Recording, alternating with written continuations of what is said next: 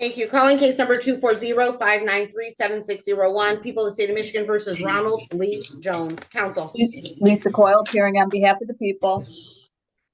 Jessica Shive on behalf of Mr. Jones, with formal reading understands his constitutional rights and stands mute. Thank you, counsel. The court notes formal reading has been waived. Enters a not guilty plea on your client's behalf. Arguments as to bond. Your Honor, the people in this matter requesting a remand. The allegations are the defendant broke into the complainant's home and he stabbed her with a knife. She had it cut to her face, and then he forced oral sex on her. She told him if he looked at him, he would kill her. She eventually got away from him and he began chasing her. The complainant did recover the sock that the knife was wrapped, the handle of the knife was wrapped around, and she gave over her clothing to police. There was a CODIS hit on that clothing, DNA, April 15th of this year. The defendant was a patient at the Harbor Oak Psychiatric Facility. What is troubling is that he has a prior record. I note, although old, very substantial because he's in prison most of his life. 1991, B&E occupied dwelling, other building ×2.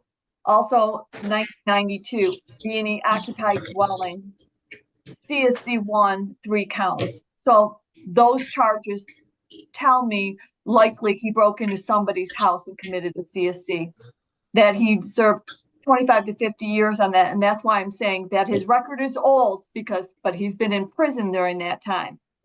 And the complainant and the defendant are unknown. They're strangers to each other. We have here, Your Honor, very strong evidence. We have a prior 3 counts of CSC 1 that he was convicted of, and a B&E occupied dwelling. This is what's occurred here. There's a CODIS hit that matches up with the defendant in this matter, Your Honor. Your Honor, he is not only a danger to the complainant, Ms. Hobson, but he is also a danger to the community because he has struck once and now he's out and he's struck again, allegedly. So the people for this reason are asking for a remand. Thank you. Defense. Your Honor, presumed innocent unless proven guilty beyond a reasonable doubt, probation or parole or anything pending, suffers from severe mental illness, was arrested at the mental hospital, Your Honor. Allegedly, this is from 2023, not entered until almost a whole year later, 2024. Not aware of any incidents between the parties. He understands the no contact. Respectfully asking the court to consider a cash bond or 10% bond, just not a remand with the GPS tether and house arrest if the court is not inclined to do without. Thank you. Amongst the concerning things standing out in the investigator's report is this one, that the complainant thought she was dreaming when she woke up and felt a warm feeling on her neck. The complainant states it felt like a warm shower, but it was blood. So not only was the complainant stabbed, she was stabbed in the neck, which could have been deadly. We now have all kinds of matches in terms of the CODIS hit, DNA, etc. Strong evidence to support guilt in this case. Remand is available because it is charged as CSC in the first degree. Therefore, that is what I am doing. Mr. Jones is remanded. DDC, please mark the file. Medical. Next court date, September 19th for probable cause conference, September 26th for preliminary examination. Both of those are scheduled in front of Judge King.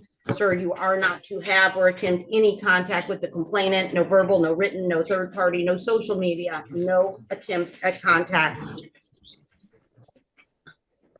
There's also a no weapons provision and no return to the address provision, but defendant is remanded and will not leave the jail until a judge says otherwise.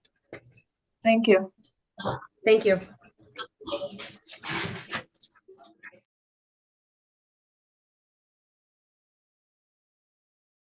Number 240-576-9201, People State of Michigan versus Christopher Moody. Appearances, please. Jennifer Douglas for the people, P72748. Good morning. Iadra Roberts appearing on behalf of Mr. Moody. He's been advised to be silent to stay on mute. We ask the court to enter a plea of not guilty on On behalf of your client, what is your bond recommendation, Ms. Douglas?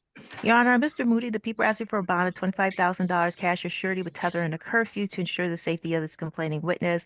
Your Honor, the date of offense here being from June 3rd, 24. It was authorized June 11th to 24. This is the original arraignment.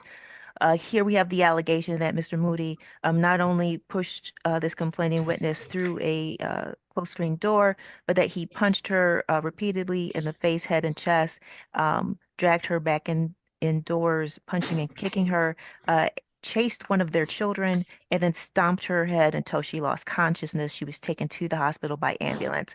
Given these allegations of a sustained and varied attack, to the point where he's alleged to have stomped someone into unconsciousness, we do have concerns for the safety of this complaining witness. Hospital treatment was necessary. An officer indicated that he saw her eyes swollen shut. CPS had to be notified, Your Honor. So we do have concerns for the safety of this complaining witness. We're asking for 25,000 cash or surety with tether and a curfew. His priors are a 2016 attempt home invasion, 2018 CCW, and then in 2018 he had a HIDA embezzlement, misdemeanor embezzlement case. But the allegations here are concerning, and we do believe that what the officer saw as far as injuries and her having to be taken to the hospital corroborate what the allegations are, and we're asking for that bond. Ms. Douglas, are you aware of any subsequent contacts since June of this year? Your Honor, I am not aware of them being in contact, at least as far as looking at the notes. I didn't see anything that said that they had been in contact. Okay. Mrs. Roberts, proceed. Your Honor, being that the incident date goes back to June 3rd, my client indicates he'll stay with his father while this matter is pending. Obviously, he has a different position. Hold on, Mrs. Roberts. I don't see them having the same address.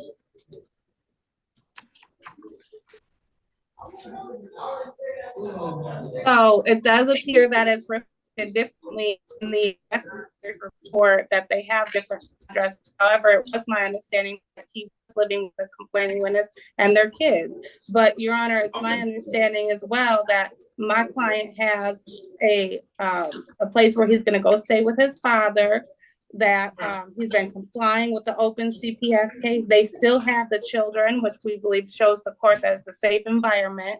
Your Honor, as to this incident as alleged, it's my client's position that this started as an argument and the complaining witness was the aggressor and attacked him. And that's what gave rise to this whole altercation. However, Your Honor, my client is a lifetime resident of the state of Michigan, father of two, 25 years old. He is currently working. He's a prep cook. He also received some government assistance.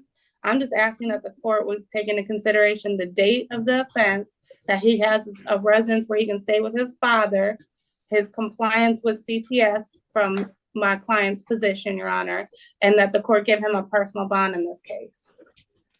Mrs. Roberts, one question for you. Is there any court order, this may be a moot question, a moot point. Are there any court order custody arrangement? I don't have an answer to you, Your Honor, but it looks like my client's answering you, and I'm not sure what he's trying to say. He's nodding his head. It looks like he's saying no. Do you mind if I ask your client that question? I don't have an issue with that. Mr. Moody, can you answer that question only, please? We live together, and we have been applying with CPS and everything. I go to the meetings, but we do everything. Okay, sir, Mr. Moody. Sir, my question is strictly, is there a court ordered custody arrangement? No, sir. No, sir. Okay, thank you. I'm just saying, I'll take care of mine. Thank you, Mr. Moody. That's the only question the court's asking at this particular time. Be quiet, please. I asked you one question, you want to answer 3 or 4.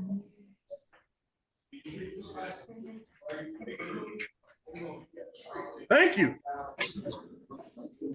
25,000 on a personal bond.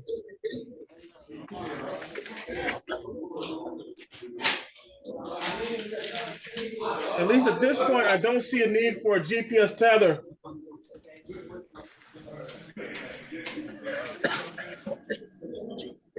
Given the lack of contact or representation of contact since June of this year, He said he's living with her, so there's been contact. No, but he said now he's living with her, but Mrs. Roberts indicated he's got an alternative place to stay. Can I answer? Is that Mr. correct? Moody, you don't have to. He's already provided us through counsel, Your Honor, that he'll stay with his father. So yes, although they were living together, he's going to go to his father's moving forward. You mean are they living together like now? Correct. But he's going to go to his Okay, father. you can't do that, sir. You cannot, your bond conditions are, you cannot possess any handguns, firearms, or other dangerous weapons, no contact with Elisa Willis. You cannot go back to that bond address where this incident allegedly occurred. Is that clear, sir? You understand what no contact means? Yes. Okay.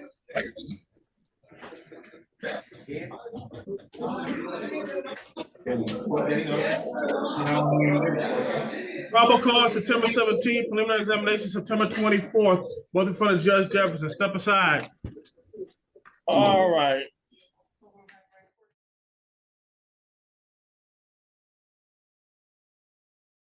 Case number 240-593-8901 and case number 240-593-9001, Peterson, Michigan versus Deontay Foster. I know for the record that the complaining witness is the same complaining witness in both cases. The date of offense, November 2023, and one just recently, September 9th, 2024. Appearances, please. Lisa Coyle, appearing on behalf of the people, Your Honor. Ryan Murad, P83665, on behalf of Mr. Foster. We waive the formal reading. Mr. Foster stands mute. He's been advised of his rights. Court on not guilty plea on behalf of Mr. Foster as respected both matters. Your bond recommendation, Mrs. Coyle? Your Honor, the people in this matter are asking $50,000 cash surety, Heather house arrest. I don't believe they live together any longer. But I will say that in both cases, they're assault of the one from November of 23. In that case, he allegedly had strangled her and punched her in the face multiple times with a closed fist. Officers did observe bleeding from her lip and the lip beginning to bruise. At that time, she was 7 months pregnant. Also, I do note in the new case that happened on the 9th, which was just a couple days ago, she was with that child and that they had argument over the child being in the car.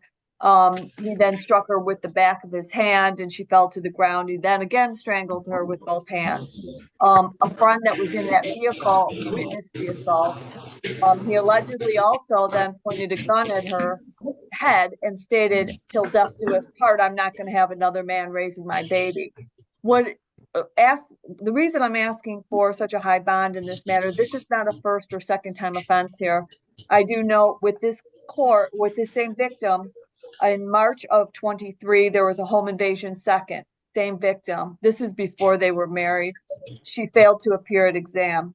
March 11th, 23, domestic violence, same victim, refused to prosecute. June 13th, 23, felonious assault, same victim. She refused to prosecute at the preliminary exam. August 22nd of 23, assault and battery, same victim. That was dismissed for her failure. I get your point. Mrs. Coyle, I get your point. Yes. Yes. Well, I would just want to let the court know that this is an ongoing, they're married. They have a child in common. Obviously, this has been going on allegedly for a long time. And I fear for the safety of the complainant in this matter, Your Honor. And that is why the reason I'm asking for such a high cash surety bond with this mother. And of course, $1,000? You said 50? Yeah. Okay, Mr. Rod, response? Yes, Your Honor. So Mr. Foster is 29 years old. He's a life resident, doesn't live with the complainant, but to my knowledge, doesn't have any criminal convictions. To my knowledge, doesn't have any pending cases. Is not on probation or parole. I don't know if he's ever been on probation or parole. He's a full-time job, a good job at Dakota. He works from 2 p.m. to 12 a.m. Your Honor, I'm going to start with the most recent case of September 19th because, it's my argument that they probably were never going to charge the August of 2023 case until this came, as they were both issued on the same day. Well, that's speculation on your part, Mr. Rod. Just stick to the facts. Well, because it was a year ago and they didn't charge it or recommend a warrant. Stick to the facts. Can you stick to the facts of these two cases before us? Don't speculate. Yes, the fact is that this allegation is from over a year ago and was not charged until a year later. Now, additionally, I would argue, Judge, that On both of these matters, well, with regard to the most recent matter, it doesn't appear that there was any sort of medical treatment. They say that medics met with the complainant, but the complainant did not go to the hospital. The most recent report does not mention any independent observation of injury. The report from over a year ago also indicates that medics were refused. I think a bleeding lip was the most serious of the allegation, or that was beginning to bruise. So ultimately, Your Honor, it's our position, it's actually quite the opposite of the complainant's position. He's definitely disputing what the complainant said. We believe that this is more so because Mr. Foster indicates he did not want to continue the relationship with the complainant. He indicates that he has text messages on his phone. Nonetheless, Your Honor, I understand that you have two cases before you, despite how long it took to sign the other one. I think that there's a way you can keep these parties apart while Mr. Foster can still maintain his integrity, his job, and his innocence. So my ultimate request, Judge, is you can, for a high personal bond and any sort of GPS with a work-only provision. He's maintaining his innocence, and he has no other convictions. He has no KPS history. I think that a GPS tether here works, and that's ultimately my request. Thank you. Court have heard argument as to bond. I find Mr. Foster a danger to the complaining witness. These two cases, regardless of Mr. Rod's speculation, indicate that he is a danger to the complaining witness in this matter, given the threats, the use of guns, a repeated pattern of behavior, or let's put it like this, it looks like a toxic relationship, a history of a toxic relationship between these two. And it looks like things are starting to really, potentially may escalate. And so I do think for the safety of the complaining witness in this matter, I will adopt the recommendation of Mrs. Paul with respect to both cases, $50,000 cash surety, GPS tether, house arrest on both cases. Like I said, I find he is a danger to the complaining witness. Like I said, this is an ongoing pattern. It doesn't seem to, at least from the court's concern, observation is that this is going to stop anytime soon. As a matter of fact, it may escalate. So, no contact with the complaining witness, Ms. Justice Foster. For both cases, probable cause September 20th, preliminary examination September 27th, both in front of Judge King. Bond redetermination hearings on both cases will be Monday, September 16th. I'm assuming this is an unaffordable bond, is that correct? Yes, Your Honor. Mr. Foster, I see you raising your hand, sir. I'm going to just advise you not to make any statements. You're going to get another chance to argue bond before the Chief Judge on Monday, okay? Okay, anything else for the record? Nothing further. Nothing further. Thank you. Okay, step aside.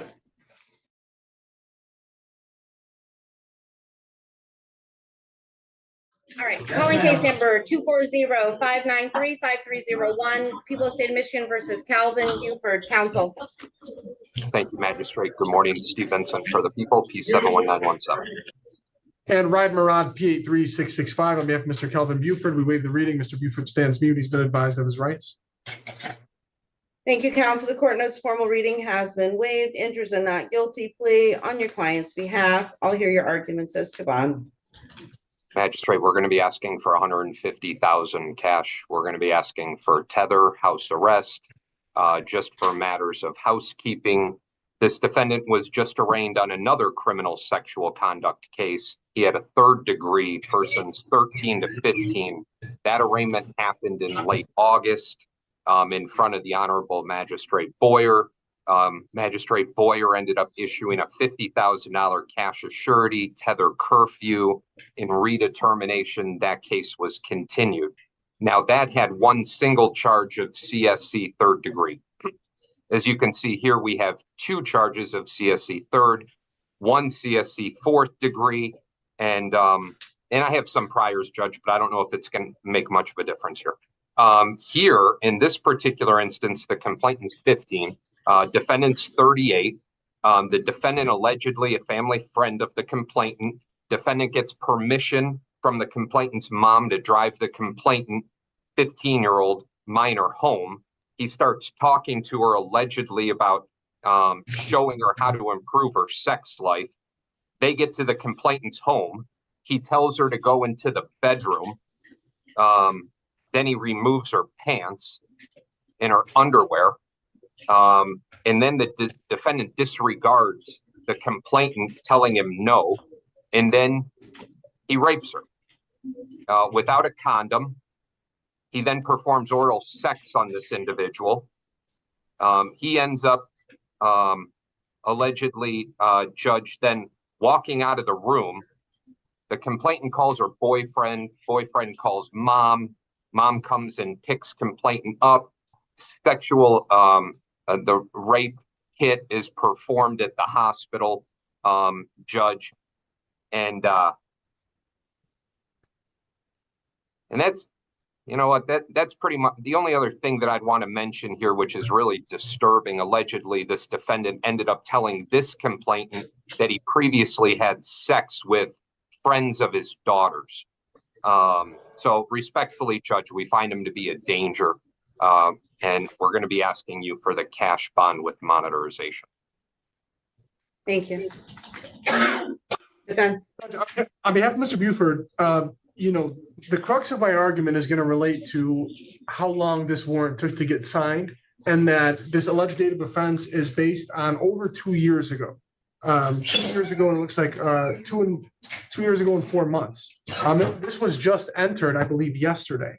I'm not sure. I didn't arraign him on the other matter. I can't speak as to that matter that he was given a 50,000 cash surety on. But what I can tell you is I haven't heard that he's violated any of those conditions. I haven't heard that he's had contact with these parties. And I think that's the most important thing with these cases. The fact is, this is 2 years old. Nothing before us tells us these parties have been in communication. Nothing before us tells us that Mr. Buford has attempted to manipulate the integrity of this case. He's gotten a high bond on one matter. He's posted it. I know that he's showing up to those dates. Otherwise, Mr. Vincent definitely would have brought it up. For all those reasons, Your Honor, I think you can track him with the GPS tether, but based on the age of this case, based on the fact that he's already posted cash bond, I don't think that a cash bond confining him to the county is necessary. Mr. Buford, it looks like you're raising your hand to speak, sir. At this time, it's your right to speak. I'm just going to advise you not to talk about what happened or didn't happen at all. If you want to talk about ties to the community, you can, but I'd let the magistrate rule first. And Judge, just to finish this off, he's gainfully employed. He works Monday through Friday, 9 to 5. He has a stable residence in the community. He lives in Detroit. He's lived in Detroit his whole life. He's earned a GED. For all those reasons, Judge, I'm going to ask for that personal bond GPS tether. I'm looking at the priors here. Mr. Vincent would know better than me, but I only see felony firearm priors. I don't see anything like sexual, any convictions, any domestic convictions that I'm aware of. So for all those reasons, I'm going to ask the court to do a personal bond here and maybe even confine him with work-only provisions if that's what the court feels comfortable about. Thank you.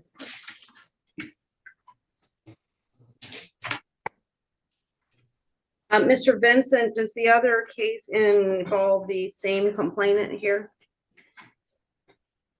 The other case involves a different individual. I believe it's, yeah. All right. The charges here are extremely serious. I have alleged disclosure by the complainant immediately in real time. She's telling people what's being said to her. She's texting someone what's being said to her. She's disclosing it right afterwards. You know, we know, because we all are familiar with rules of evidence, what that means, right? It lends credibility when something is disclosed in real time, right after. And that's what we have here. And now I'm hearing that there's another case involving a different complainant with similar allegations, in addition to the allegations in this investigator's report that this individual disclosed that he has done this to other people. So, you know, it's not a matter of tracking it. It's a matter of community safety at this point. I understand your argument, counsel, that this, you know, has taken time to sign, and we're seeing more and more of these with CSC cases, and it is frustrating, to say the least, for, you know, especially where I have a case where I believe the community is placed in danger and that there's someone who has been out with a report having been filed years ago. But that doesn't change the fact that I see him as a danger to the community right now. Because this is charged in the third and fourth degree, remand is not available to the court at this time, but I will say that the cash bond I'm going to impose is meant to serve as such. And I will impose the cash bond requested by the people in the amount of $150,000 cash surety. If he's able to make the bond, there's going to be a GPS tether with house arrest, no contact with any minors.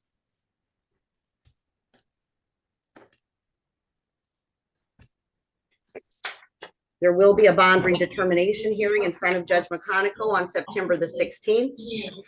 After that, September 19th for probable cause conference, September 25th for preliminary examination. Those are both scheduled in front of Judge King.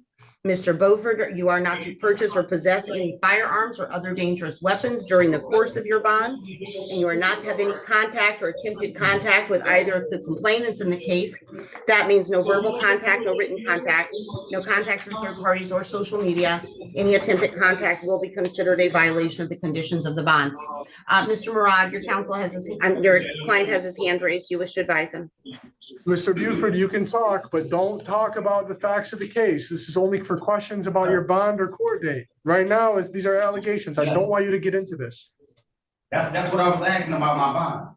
I got a GPS on right now. So I was asking, can I get a lower bond so I can make it to go to work? I can't lose my job. I'm gonna lose my house if I lose my job. Please just work with me.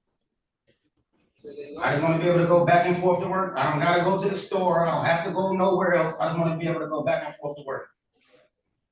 You'll have a bond redetermination hearing, sir, in 4 days in front of Judge McConico, and he will examine the bond and determine whether or not he believes it's appropriate and whether it should be lowered. At this point, I do believe this is an appropriate bond in this matter, given the other matter that's pending and given the allegations contained here. I do see a dangerousness to the community.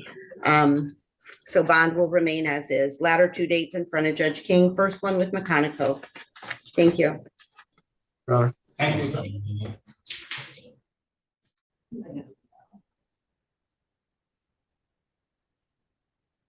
Calling case number 240592790. The people of the state of Michigan versus Carlos Deshawn Streeter. Defendant is being charged with count 1, motor vehicle, unlawful driving away. Count 2, stolen property, receiving and concealing motor vehicle. Count 3, weapons, firearms, possession by prohibited person. Count 4, weapons, firearms, ammunition, possession by prohibited person. Count 5, assault with a dangerous weapon, felonious assault. Counts 6 and 7, weapons, felony firearm. Count 8, domestic violence. Habitual offender, third offense notice. Today's date, time for bond redetermination appearances, please. Lisa Coyle, appearing on behalf of the people. Jessica Scheib on behalf of Mr. Streeter. Sir, please state your full name for the record again. Carlos Deshawn Streeter. And what is Mr. Streeter's bond? 50,000 cash surety with a GPS tether, I believe. Correct. Your Honor, although him and the complaining witness were living together, he's going to be staying with his mother, so there's no issue with the no contact. They have 2 kids together, and he understands, that that will need to be done through a third party if they have any custody issues or anything like that, Your Honor. Now, this incident allegedly is from August 17th, making this almost a month old with no incidents between the parties that we are aware of. And Your Honor,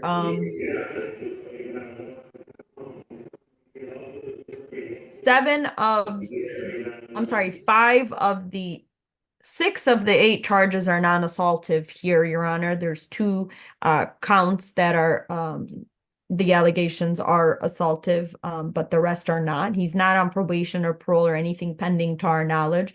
I'm not aware of anything assaultive on his record. It looks like they're just possession for weapons on his record from 2014 and 2015. He understands he needs to make it to his court dates. I don't believe he's at flight risk, and we're not aware of Capia's history. These are allegations. He is presumed innocent unless proven guilty beyond a reasonable doubt. He understands absolutely no contact. So respectfully asking the court to consider a personal bond. And given that allegedly it's from August 17th, and we're not aware of anything between the parties, although they do know each other and have 2 kids in common, we're not aware of anything other than that alleged incident allegation. So respectfully asking the court to consider a personal bond since he does not have anything assaultive on his record, Your Honor. Prosecutor? Yes, Your Honor, I do see that guns stick out on his record, 2014, and CCW 2015, felon in possession. This was a verbal argument that turned physical. She wouldn't give him money. He told her, when I see you, I will F you up.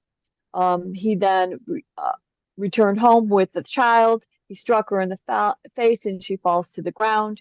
He then take her bank card, her money, the keys to the car, as well as the car. Then he returns home with the car.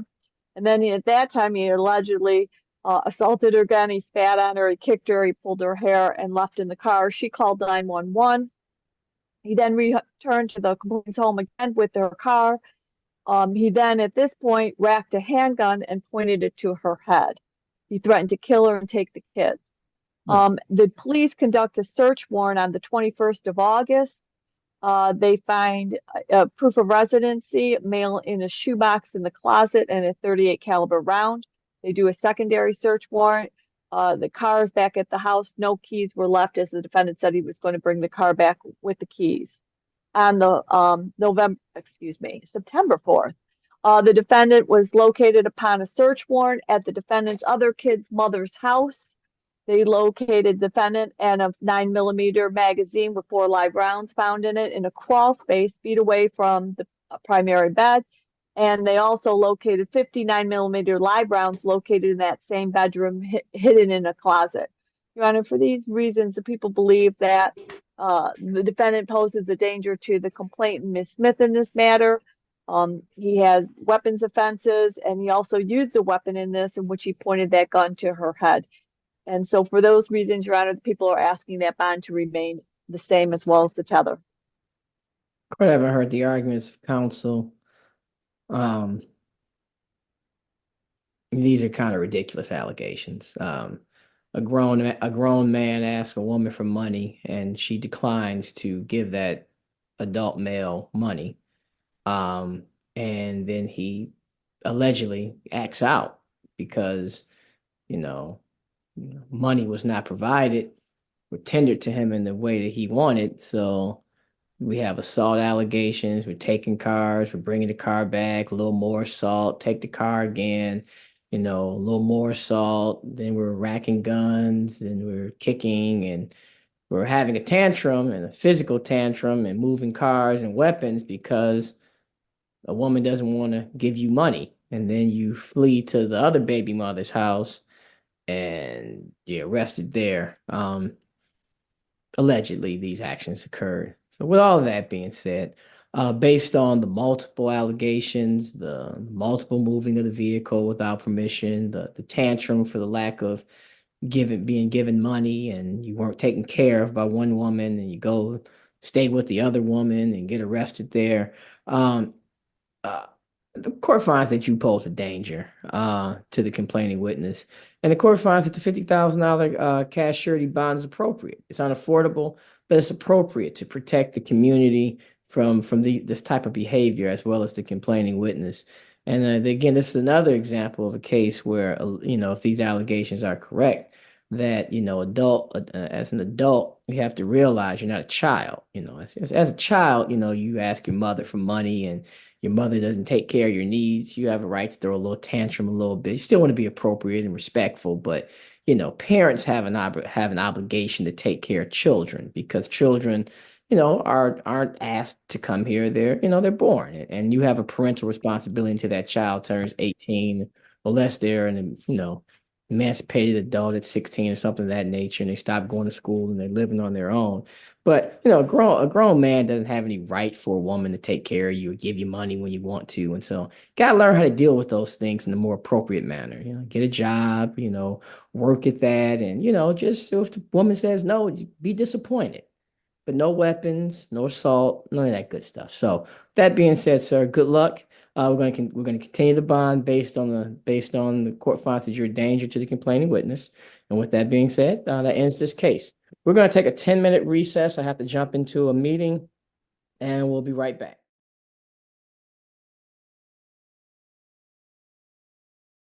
Calling case number 240592370 the people of the state of Michigan versus James Edwards.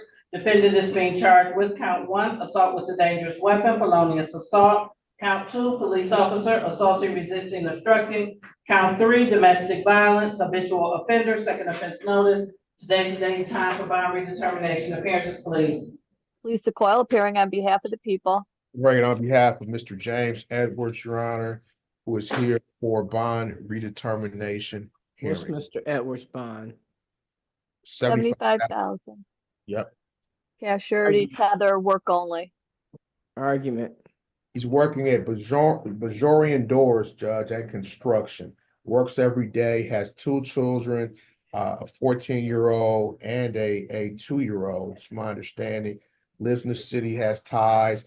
This is obviously a domestic situation, Judge. I think what the best thing we can do is separate the 2 parties, obviously, while the matter's pending. Complaint fiance, you know, so he works every day, 6:30 a.m. to 4:30 p.m. Monday through Saturday. You know, Judge, there was a habitual on this matter that my client says he knows nothing about. It was an FA from 2020. He said he has no clue what that is. So I don't know if it's a different James Edwards. I don't know what the situation is. Regardless, Your Honor, in this case, no contact with complaining witness. I'm asking for a personal bond, whatever conditions the court wishes to impose. Madam Prosecutor. Yes, Your Honor. I do see that same felonious assault. It was a different female in that matter, which also was a domestic violence situation. This is with Ms. Walker, he resides with, has children with. Allegedly, they had an argument that was verbal, went to a physical argument where he grabbed her head, put her head through the wall, caused a hole in the wall. She then runs into the bedroom. He locks the door. He forces entry. He begins striking her with an open hand and closed fist multiple times to her face. He struck her all over the body with a milk crate. Defendant was called to the house next door to assist the complainant. The complainant sent a text message to her sister to get help. He then threw her phone into a wall. He then goes downstairs, gets a knife, and returns to the bedroom and states, "Not leaving, I'm going to kill you in here and go to jail tonight." He approaches her with a nice phrase and says, "I'm going to kill you," repeatedly. Then she falls down the stairs. He drags her back and continues to beat her. Officers are there. They hear her screaming. They forced entry into the home. They observed abrasions to her hands, face, and neck. He then resisted arrest, resisted cuffing, and resisted by placing his hands on the door frame so he wouldn't be taken. And all during this, Your Honor, the children were present during the assault. So based on whether that, as I see on his criminal history of felonious assault, I'm asking that, I think he's charged with domestic violence here. I'm asking for that 75,000 cash surety to remain in place with no contact and keep that tether on him, because I do believe he poses a danger to the complainant. This is not just a domestic. This is a woman being beaten, and the officers luckily were there and did assist her and get her to a place of safety. So, thank you.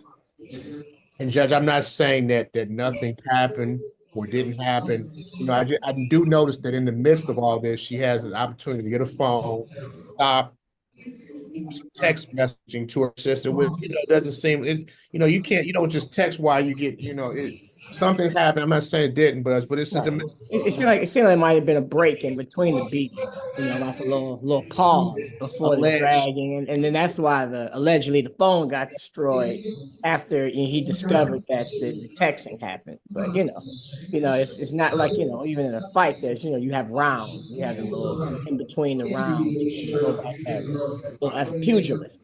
Yes, sir, Mr. Edwards. I just want to say something about the phone situation and Oh, no. Hold on, Mr. Evans. So you're not guilty. Let's get this clear.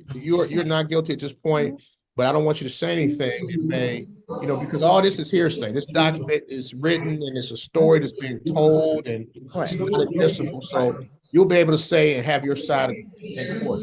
Just you better tell it all. You were there. We weren't there.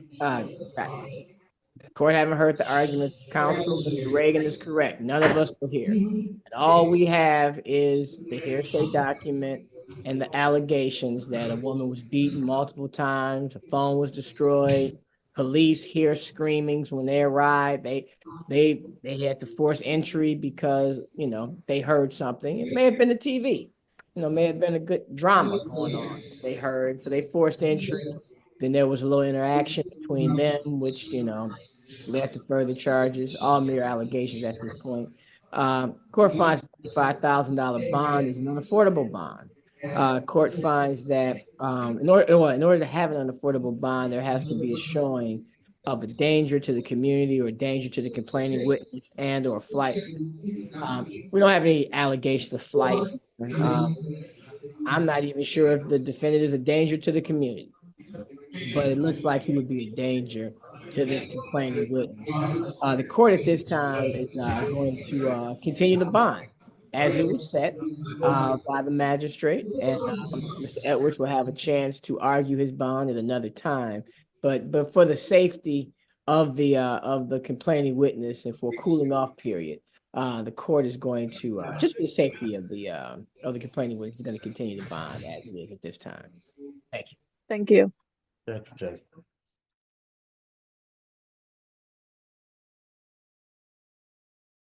All right, this is case number 240-585-4201. People State of Michigan versus Errol Travis. Appearances, please.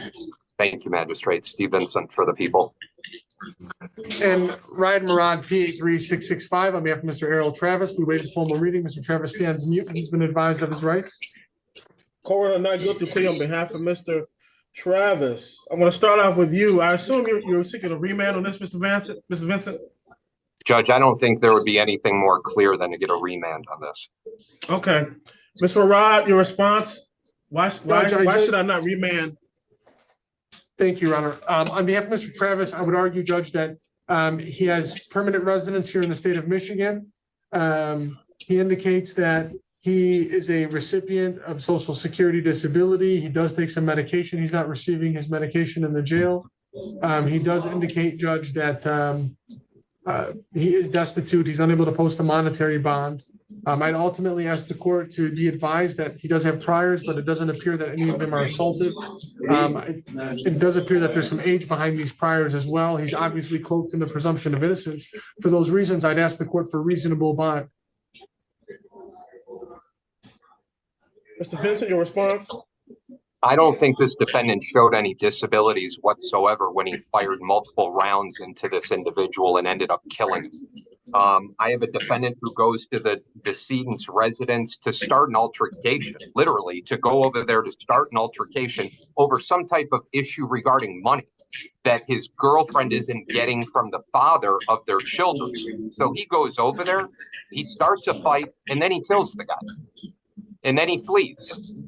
And Judge, I mean, the amount of investigation that went into this, the multiple witnesses, the flock hits, the pen warrants, the statements by others, he's got an uphill battle right now. I know that he's cloaked in the presumption of innocence, but you know what? There's just a lot right here that points the finger to this gentleman being, having a rough time of it, trying to show his innocence. Well, I agree with you, Mr. Vincent. There's despite the presumption of innocence, there's a great deal of evidence pointing toward Mr. Travis's guilt in this matter, based on what I read in the investigative report and your representations. I do find him, there's a great deal of evidence pointing towards guilt. I do find him a danger. And accordingly, I will remand him to the custody of Wayne County Jail while his case is pending. Probable cause September 20th, preliminary examination September 26th, 1:45 p.m. in front of Judge King. Have a good day, sir. Thank you.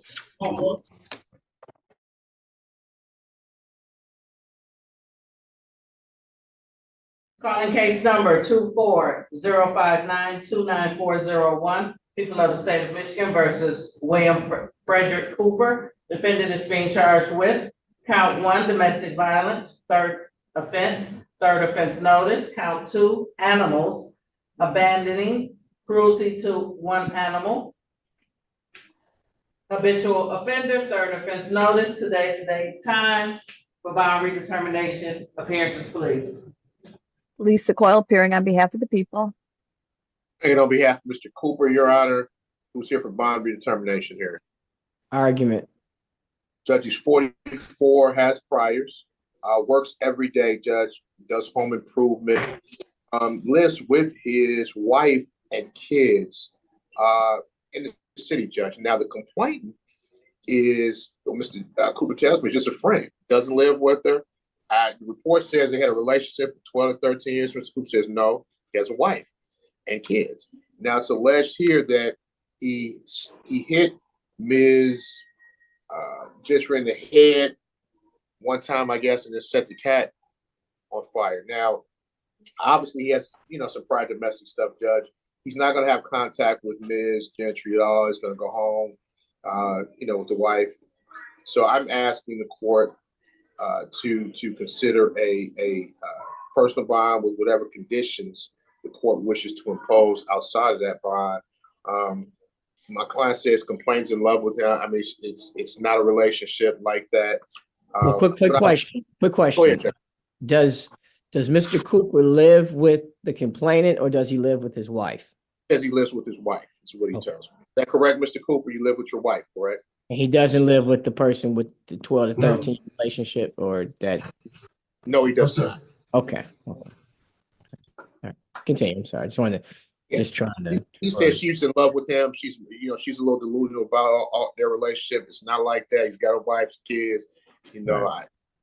I understand. Yeah. Ms. Coyle?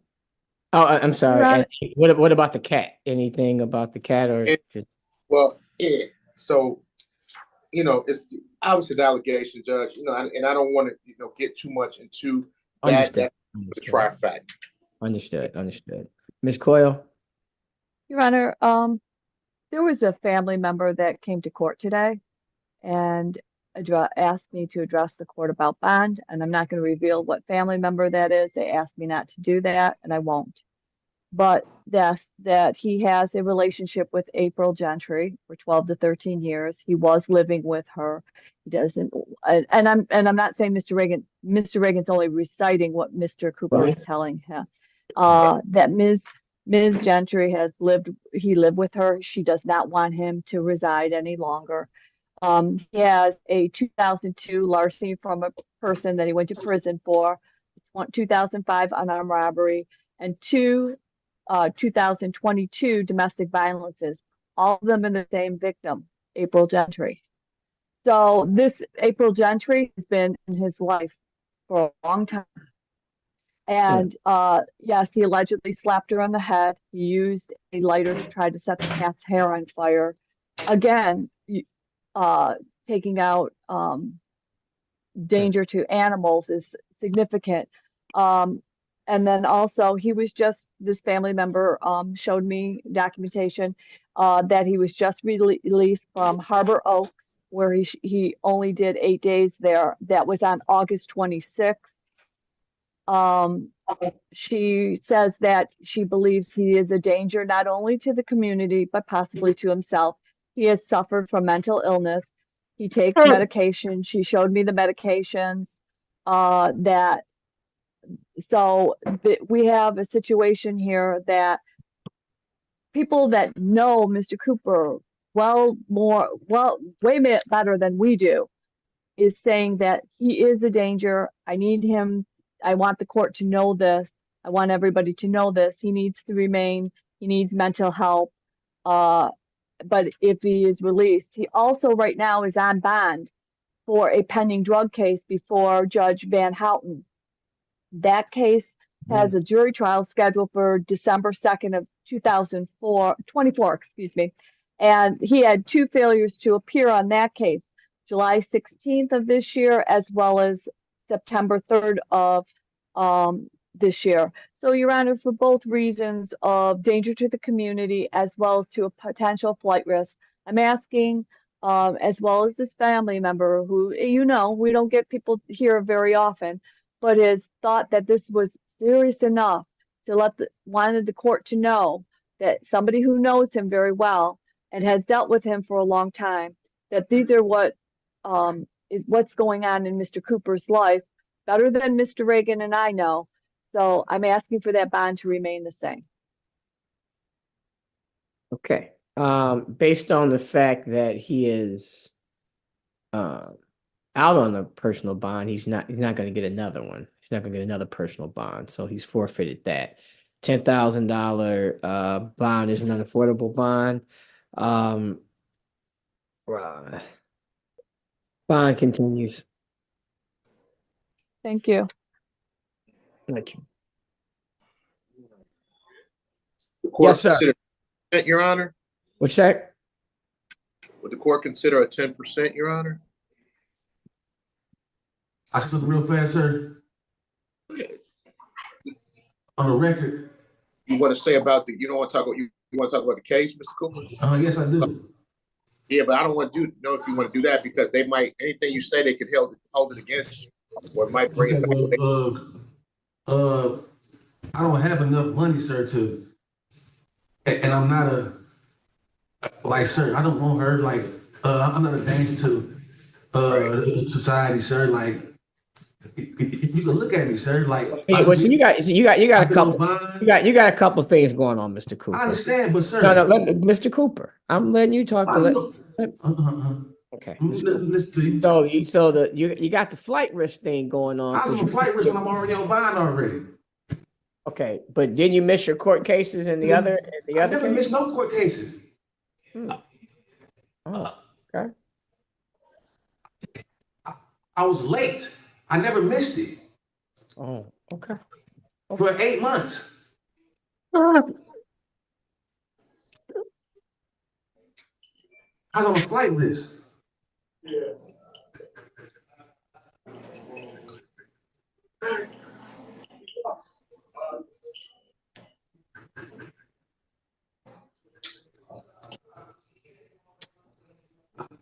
I'm not insane. I did 8 days. Okay, sir. I volunteered.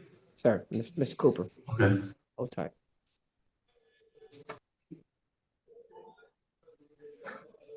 Fines reduced to 15,000, 10%. No contact provision with the complaining witness. No contact with the address of the complaining witness. Thank you, Your Honor. Tether house arrest? But the other bond conditions that were already set, I'm just reducing the money part. That was already a condition, correct? I believe tether work only.